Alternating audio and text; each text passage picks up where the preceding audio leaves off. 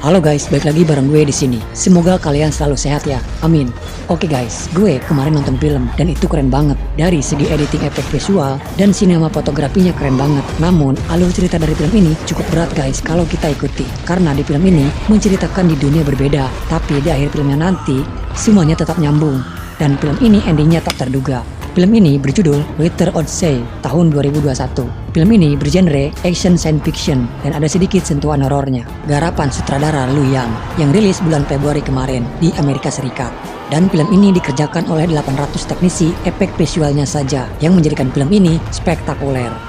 Oke guys, kita langsung saja ke ceritanya dan jangan lupa pasang earphone kalian. Enjoy!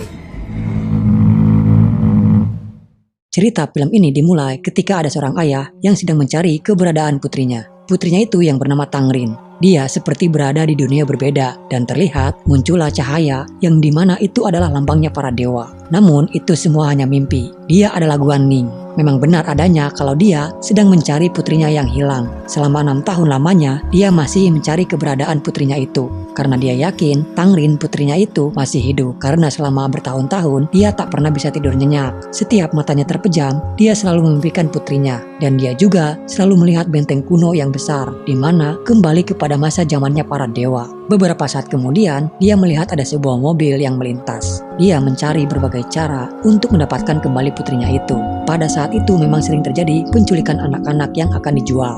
Guanning ternyata mempunyai keahlian pelempar yang sangat akurat.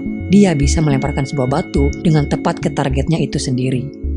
Dia lalu turun dan menghajar supir yang berada di mobil itu, lalu menunjukkan sebuah foto anaknya kepada orang tersebut dan menanyakannya. Namun tiba-tiba dia dipukul oleh salah satu teman dari orang tersebut, lalu mereka pun melarikan diri. Guanning lalu membuka mobil box tersebut, yang ternyata isinya adalah anak-anak hasil dari penculikan.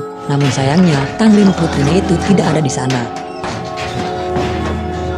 Selang beberapa saat, datanglah polisi dan menuduh Guanning adalah seorang penculik anak-anak itu. Lalu dia pun dibawa. Mobil polisi itu mampir ke sebuah pom bensin.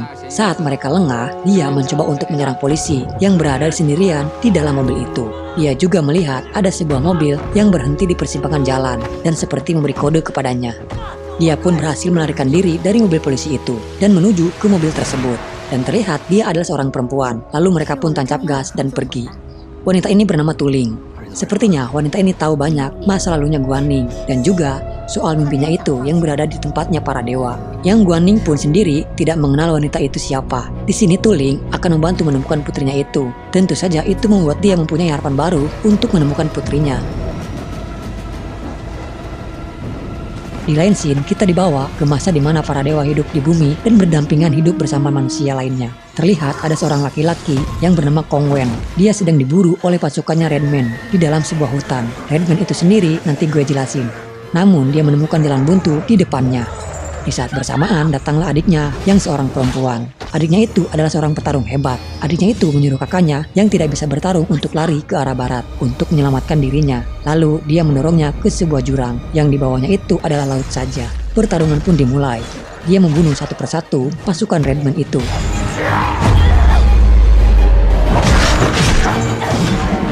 Dan akhirnya kakek tua itu turun tangan, yang dimana dia adalah ketua dari pasukan Redman tersebut, yang tentunya dia lebih tangguh. Di sini Kong Wen kembali naik dan melihat adiknya itu yang sudah sekarat. Kakek tua itu menusuk adiknya sampai dengan tewas.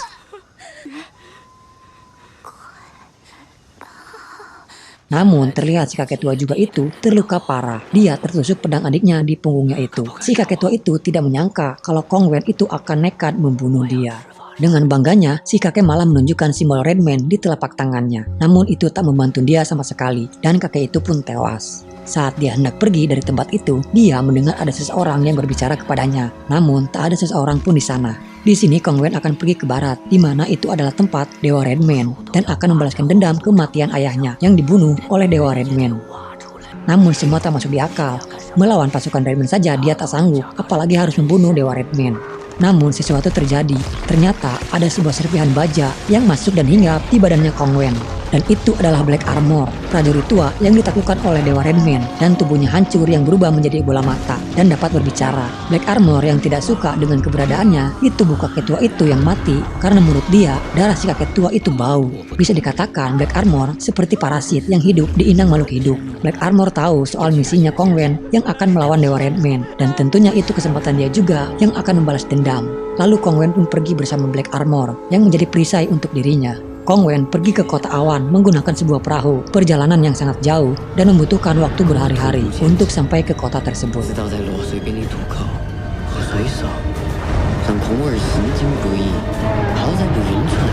Sesampainya di sana, di Kabupaten Naga, tepatnya di jantung kotanya yaitu Kota Awan.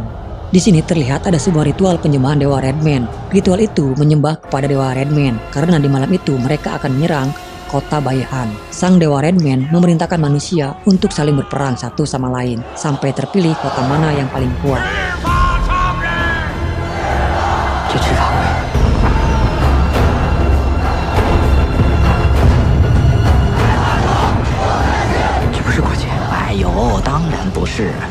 Dan peperangan pun dimulai. Di barisan pasukan pemanah Baihan pun dikerahkan untuk meredam serangan pertama dari pasukan Kota Awan.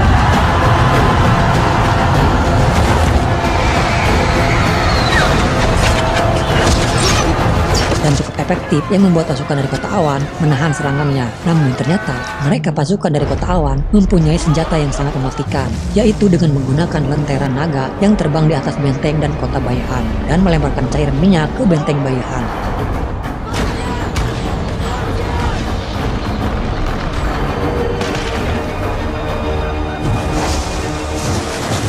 Dan panah api pun dari kubu pasukan Kota Awan ditembakkan, yang membuat benteng dan Kota Baihan terbakar. Dan pasukan dari Kota Awan berhasil menembus benteng pertahanan dari Kota Baihan.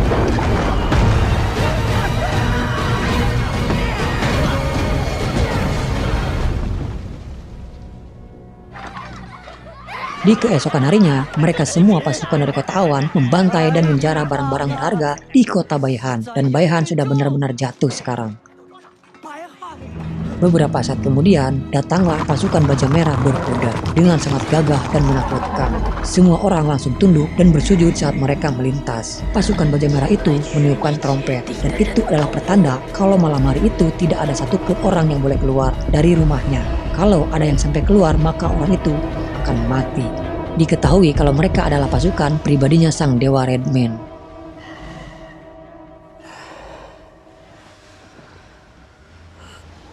Kita kembali lagi ke masa sekarang. Dia adalah Limu. Dia adalah seorang miliarder yang mempunyai perusahaan yang bernama Aladdin Group. Namun nampaknya perusahaan Aladdin Group ini mempunyai ikatan supranatural dan juga pengembangan teknologi biologisnya. Perusahaan ini merekrut orang-orang yang mempunyai kekuatan yang tidak biasa pada kebanyakan orang umumnya. Tuling ternyata selama ini memantau Guaning dengan meretas HP miliknya itu. Di sini Tuling memperlihatkan beberapa foto anak-anak. Namun sayangnya Guan sudah sedikit lupa wajah dari anaknya sekarang. Dan juga foto yang dia miliki itu adalah foto terdahulu yang Tangrin masih sangat kecil. Tapi itu bukan masalah, ucap Tuling kepada Guan untuk meyakinkannya. Bisa dengan tes DNA. Lalu Guan bertanya kapan bisa tes DNA-nya. Tapi di sini Tuling memberikan satu syarat. Kalau syarat itu terpenuhi, maka Guaning akan mendapatkan anaknya kembali. Di sini Tuling memperlihatkan sebuah video streaming di mana ada seseorang bertopeng penulis novel yang sedang menceritakan sebuah kisah dari novelnya yang berjudul Pembunuh Dewa, di mana ada pertempuran dewa dan juga benteng kuno yang besar itu. Dan ternyata cerita itu sama persis apa yang selama ini Guaning selalu bermimpi tentang benteng kuno dan dewa tersebut. Dan lebih anehnya lagi, setiap si penulis novel itu menceritakan alur cerita Dewa Redman akan terancam, Limu alias bosnya si Tuling akan merasakan sakit di kepalanya dan terkadang membuat dia jatuh pingsan.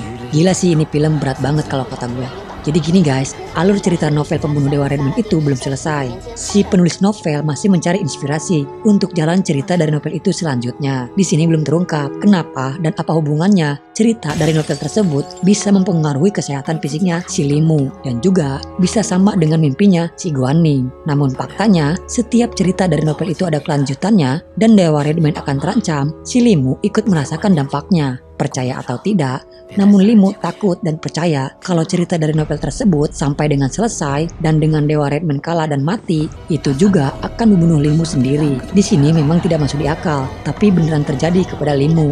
Tuling menemui Guan Ning kembali dan memberitahu syaratnya, yaitu membunuh seseorang yang bernama Kong Wen, yang dia adalah penulis novel tersebut. Karena Guan tidak ada pilihan lain lagi, ia pun menyetujui persyaratannya itu. Lalu Guan pun pergi, dan dia hanya diberi waktu 3 hari untuk sampai membunuh novelis tersebut. Ini adalah novelis itu yang bernama Lu Kong Wen. Guan mengikuti dia dari belakang. Guan mencari momen yang tepat untuk dapat membunuhnya. Guan mengikuti Kong Wen sampai ke perpustakaan. Saat di dalam sana, Kong Wen ternyata mengetahui kalau dia mengikutinya. Di sini Guan tidak habis akal, dan dia mengaku sebagai fansnya Kong Wen, dan itu berhasil, yang membuat Kong Wen senang. Karena ada salah satu fansnya yang menemuinya. Lalu mereka pun bercerita soal novel tersebut. Di sini nampaknya Guan masih ragu untuk membunuh Kong Wen, dan Tuling menelepon Guan untuk segera membunuhnya sebelum novelnya Kong Wen itu selesai.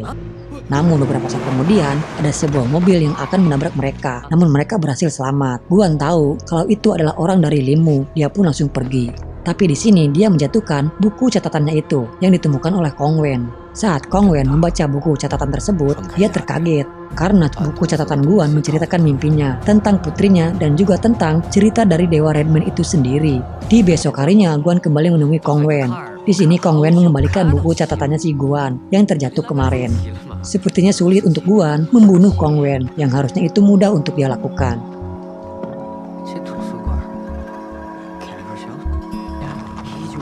Di lain scene, Kong Wen melihat ada anak kecil perempuan yang sedang menarik saudaranya yang telah mati. Kong Wen membantu anak kecil itu untuk menguburkannya.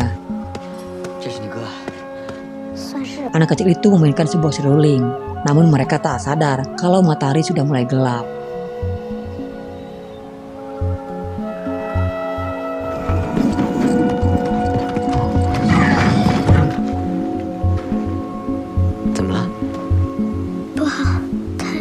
Dan terlihat pasukan merah berbaju baja itu yang kini ada di hadapan mereka. Kini mereka dikejar oleh pasukan baju merah tersebut.